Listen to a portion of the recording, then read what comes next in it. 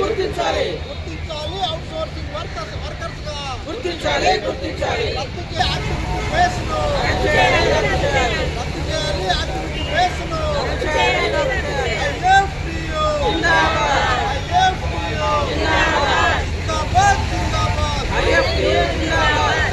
18 నెలల వేతనాలను చెల్లించాలి.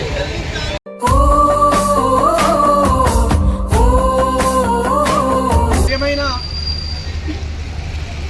ఎస్సీ/డీడీ పోస్ట్ మెట్రిక్ హాస్టల్ నుండి వచ్చినటువంటి సోదరీమణులకు సోదరులకు ఐఎఫ్టియు తెలంగాణ రాష్ట్ర కమిటీ నుండి ముందుగా విప్లవ అభినందనలు తెలియజేస్తున్నాను. తెలంగాణ రాష్ట్రంలో అధికారంలోకి వచ్చినటువంటి కాంగ్రెస్ రేవంత్ రెడ్డి ప్రభుత్వం కొలువుదీరి 3 సంవత్సరాలు నిండుతున్నప్పటికీ రాష్ట్రంలో వివిధ రంగాలలో పనిచేస్తున్నటువంటి కాంట్రాక్ట్ కానీ క్యాజువల్ కానీ అవుట్సోర్సింగ్ కానీ ఇతర పద్ధతులలో పనిచేస్తున్నటువంటి కార్మికుల సమస్యల పట్ల అనేక చిన్న చూపుతోటి నిర్లక్ష్య వైఖరిని అనుసరిస్తున్నటువంటి పరిస్థితిని మనం చూస్తున్నాం. అందులో భాగంగానే తెలంగాణ రాష్ట్రంలో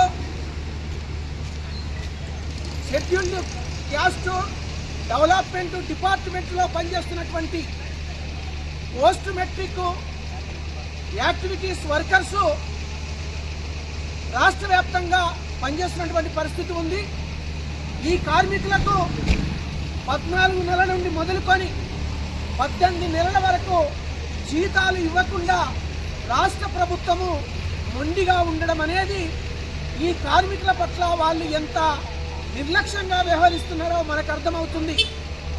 ఈరోజు తెలంగాణ రాష్ట్రంలో మంత్రివర్గంలో ఉన్నటువంటి మంత్రులు కానీ ఎమ్మెల్యేలు కానీ అధికారులు కానీ జీతాలు తీసుకోకుండా వేతనాలు తీసుకోకుండా డిఏలు బెనిఫిట్స్ అనేక సౌకర్యాలు తీసుకోకుండా వీళ్ళు అధికారాన్ని చెలాయిస్తున్నారా? మరి అలాంటప్పుడు అధికారంలోకి పోయినటువంటి కాంగ్రెస్ ప్రభుత్వం మనలాంటి మెట్రిక్ పోస్ట్ మెట్రిక్ కార్మికులు ఇంకా అనేక రంగాల్లో పనిచేసినటువంటి కార్మికుల ఓట్లతోటే కదా అధికారంలోకి వచ్చింది. ఈ మాత్రం కనీస జ్ఞానము లేకుండా ఈనాడు చిన్న ఉద్యోగాలు చేసుకుంటూ అరకొర వేతనాలతోటి జీవిస్తున్నటువంటి పరిస్థితి ఏదైతే ఉందో ఈ పరిస్థితిని మార్చుతామని చెప్పాడు ఆనాడు అధికారంలోకి వచ్చే ముందు. కాంట్రాక్ట్ వర్కర్స్ కానీ అవుట్సోర్సింగ్ కానీ ఇంకొకటి కానీ లేకుండా అన్ని రంగాలలో ఉన్నటువంటి కార్మికులందరినీ పర్మనెంట్ చేస్తానని చెప్పినటువంటి మాటలకు ఈనాడు వంతన లేనటువంటి పాలన కొనసాగుతుంది.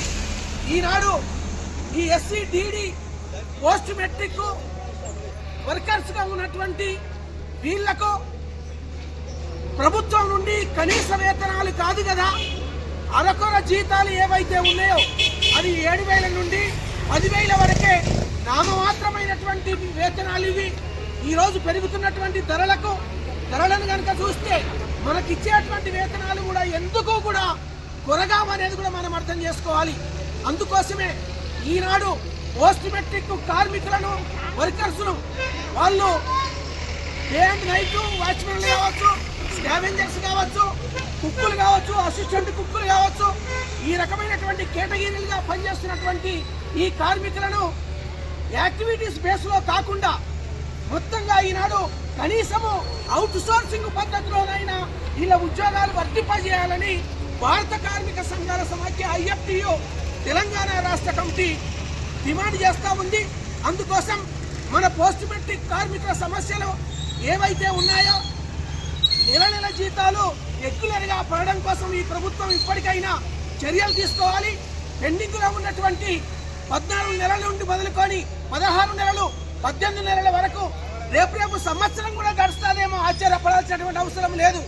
కాబట్టి ఇంత మొద్దునిద్రలో ఉన్నటువంటి ఇంత మొండిగా నిర్లక్ష్యంగా చిన్న ఉద్యోగస్తుల మీద కార్మికుల మీద ఈ రకమైనటువంటి నిర్లక్ష్య వైఖరి అనుసరించడం అనేది కరెక్ట్ కాదు, పద్ధతి కాదు.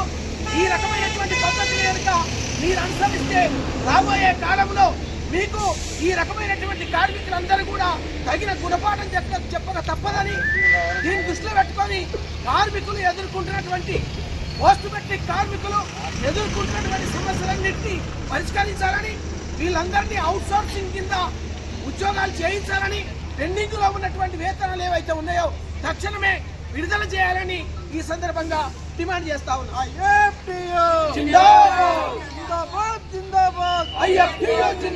చెల్లించాలి 18 నెలలుగా పెండింగ్ లో ఉన్న వేతనాలను చెల్లించాలి.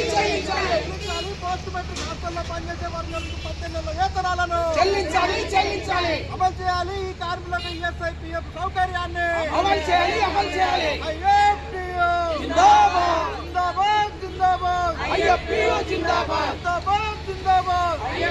జిందాబాద్.